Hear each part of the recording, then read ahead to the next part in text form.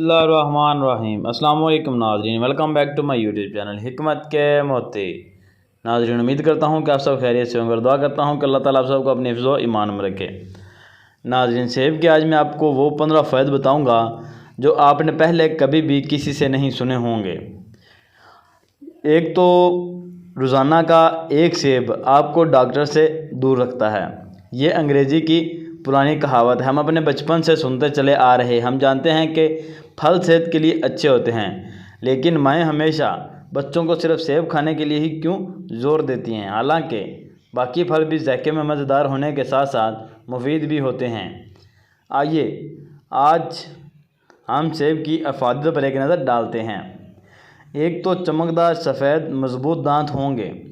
सेब आपके टूथब्रश का मुतबादल तो नहीं हो सकता, लेकिन इसको दांतों से काटने और चबाने से ये आपके मुंह में लाभ के बनने में मददगार साबित होता है और दांतों को कमज़ोर होने से बचाता है। और दूसरे नंबर पे कोलेस्ट्रॉल लेवल में जो कमी है, सेब में पाए जाने वाले फाइबर्स मैदे की अंतड़ियों में मौजूद चिकनाई को ख़त्म करके कोलेस्ट्रॉल के लेवल को कंट्रोल करते हैं और आपको सेहतमंद बनाते हैं।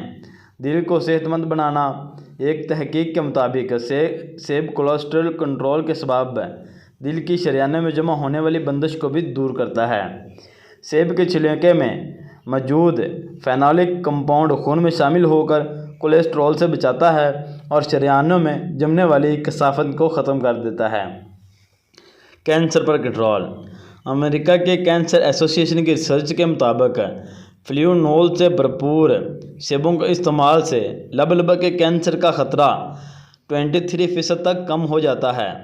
सेब के छिलके में जिगर, कोलून और ब्रेस्ट कैंसर के ख़िलाफ़ मुज़ाहमत की गुंजाइश होती है।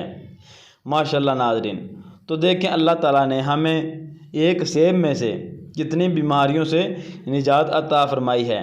बेशक अल्लाह ताला की हर चीज़ पैदा करदा किसी न किसी इंसान के काम आ जाती है।